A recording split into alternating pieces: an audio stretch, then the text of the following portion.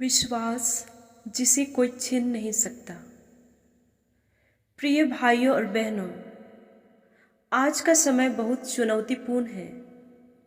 हम ऐसे दौर से गुजर रहे हैं जहां धर्म के नाम पर राजनीति हो रही है, हिंसा हो रही है और नफरत बोई जा रही है।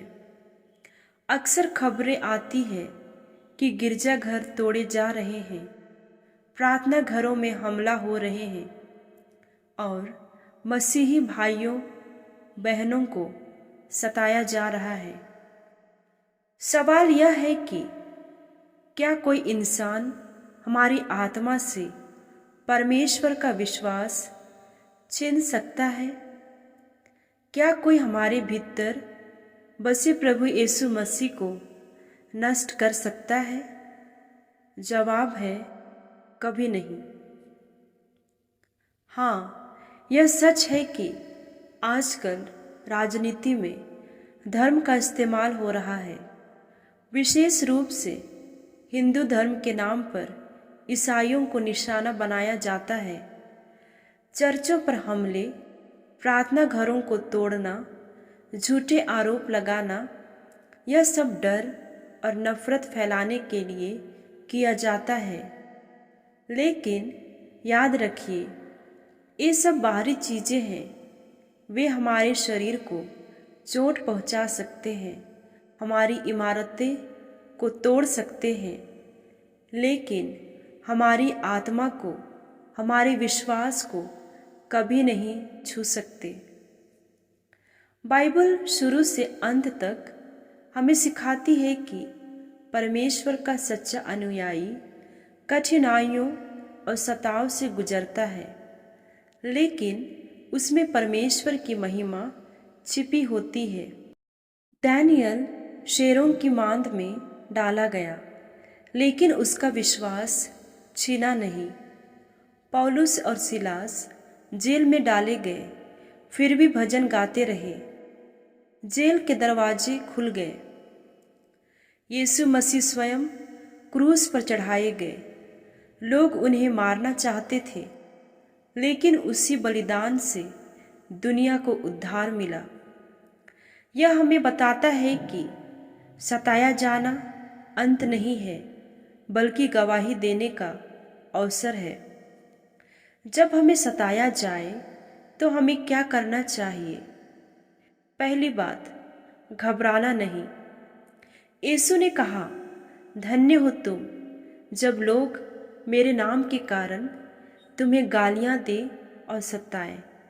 मत्ती अध्याय 5 पद संख्या 11। दूसरी बात, प्रेम से उत्तर देना। हिंसा का उत्तर हिंसा से नहीं, बल्कि प्रेम और शांति से देना। तीसरी बात, प्रार्थना करना।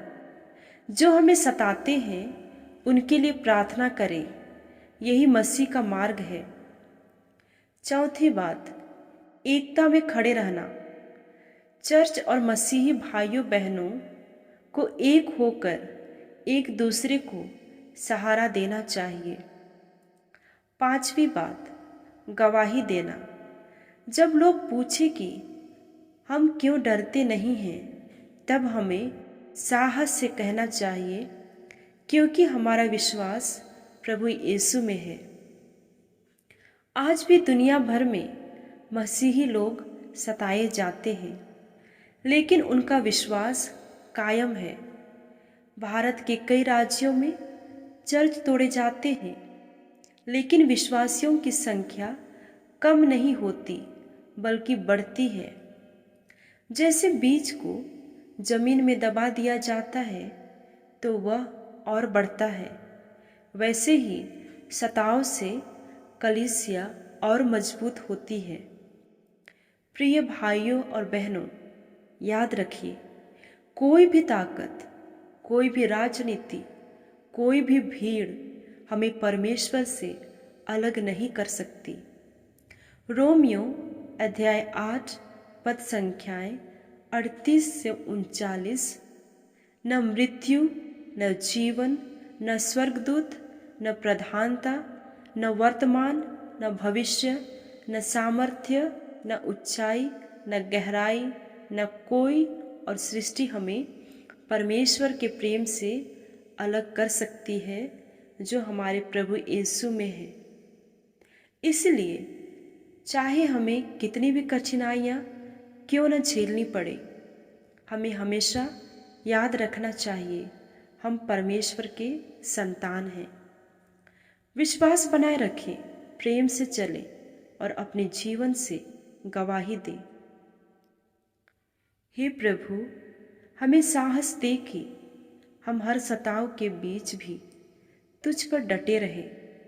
हमें शक्ति दे कि हम अपने सताने वालों के लिए भी प्रेम करें। हमारे दिलों को तेरी शांति से भर दे और हमारे विश्वास को कोई कभी न छीन सके। आमीन।